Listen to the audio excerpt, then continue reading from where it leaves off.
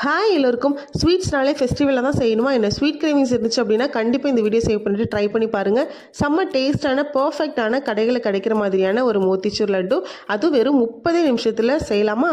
First ஒரு பவுலில் நான் 1 கப் கடலை மாவு சேர்த்துருக்கேன். ஒரு பிஞ்ச் உப்பு சேர்த்துட்டு ஆரஞ்சு ஃபுட் கலர் கொஞ்சமாக சேர்த்து நல்லா தேவையான அளவு தண்ணி ஊற்றி தோசை மாவு கன்சிஸ்டன்சிக்கு இந்த மாதிரி லம்ஸ் இல்லாமல் நல்லா கரைச்சி எடுத்து வச்சுக்கலாம்.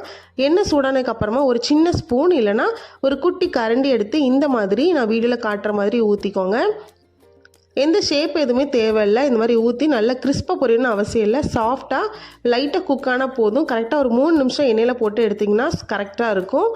அதை எடுத்து ஆறுறதுக்கு அப்புறமா மிக்ஸி ஜாரில் சேர்த்து பல்ஸ் மோடில் எடுத்திங்கன்னா இந்த மாதிரி பூவாக கிடச்சிரும். இதை நல்லா ஓரமாக எடுத்து வச்சுக்கலாம். அடுத்து சக்கரை பாகுக்கு நான் ஒரு கடாயில் 1 கப் கடலை மாவுக்கு 1/2 கப் சக்கரவே ஸ்வீட் போதுமானதாக இருக்கும். உங்களுக்கு இன்னும் அதிகமாக ஸ்வீட் வேணும்னா கூட ஒரு டேபிள் ஸ்பூன் சேர்த்துக்கலாம். அதுக்கு 1 கப் தண்ணி சேர்த்து கொஞ்சமாக ஏலக்காய் பவுடர் கொஞ்சமாக ஃபுட் கலர் சேர்த்து நல்லா கொதிச்சதுக்கு அப்புறமா ஒரு 3 நிமிஷம் கழித்து நம்ம ரெடி பண்ணி வச்சுருக்க பூந்தி மிக்சரை கலந்து ஒரு 5 நிமிஷம் நல்லா அது சாஃப்டாக தண்ணியெல்லாம் அப்சர்வ் பண்ணி குக் ஆகிற வரைக்கும் நல்லா கிளறி விட்டுட்டே இருக்கணும். இந்த அளவுக்கு திக்கானதுக்கு அப்புறமா உங்களுக்கு விருப்பமான நட்ஸ் சேர்த்துக்கலாம். நான் கேஷ்யூ நட்ஸ் தான் சேர்த்துருக்கேன். அதை சேர்த்து நல்லா கலந்துட்டு கொஞ்சமாக ஆற விட்டுட்டு கை பொறுக்கிற சூடு இருக்கும் இல்லையா, அப்போவே நல்லா உருண்டை பிடிச்சி எடுத்துட்டிங்கன்னா செம்ம பர்ஃபெக்டாக டேஸ்டான மோத்திச்சூர் லட்டு கிடச்சிரும்.